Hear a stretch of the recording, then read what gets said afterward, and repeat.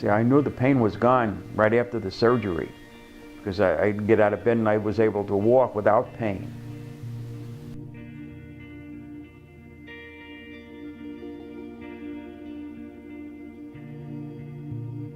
I feel like I'm a new person because of it.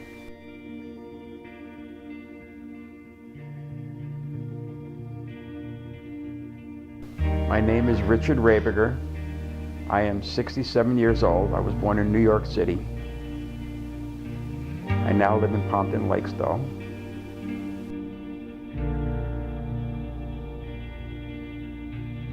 When Mr. Raebiger first came in to see me, he had a long history of back and leg pain, which had failed to respond to physical therapy medications. He had numbness and tingling going down both legs and was having increasing difficulty with walking. He said that his ability to carry out his normal activities of daily living had become significantly impeded because of his worsening back and leg pain. The pain in my leg started about 3 years ago, and when I first realized I had pain, it was due to walking. Not when I got up out of bed, but when I started to walk.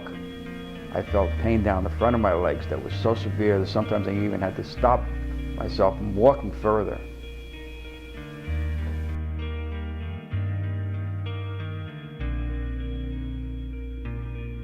When I first saw Dr. Kaul, he explained what he wanted to do with my back. He had me do a MRI and an X-ray, and he found out that I had spinal stenosis and my spine was collapsing.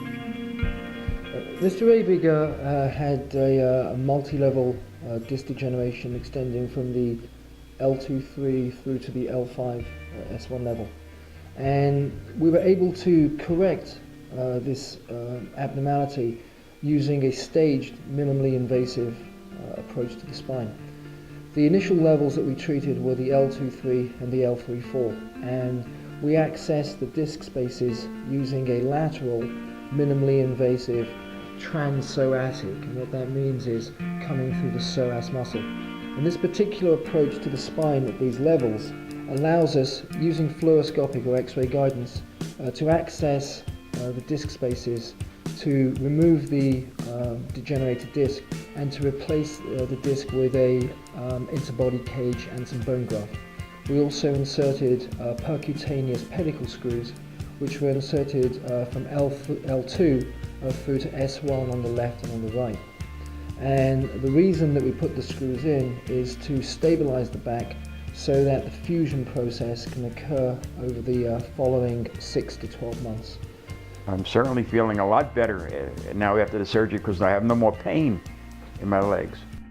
Mr. Raebiger has made excellent progress after the surgery.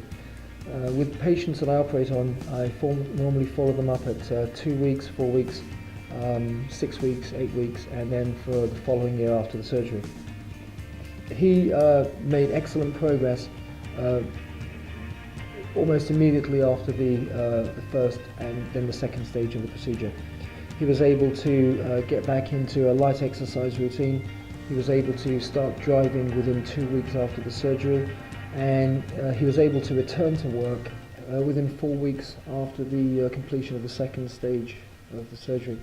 And this is a significantly shorter period of time than had he undergone the surgery in a traditional open back approach.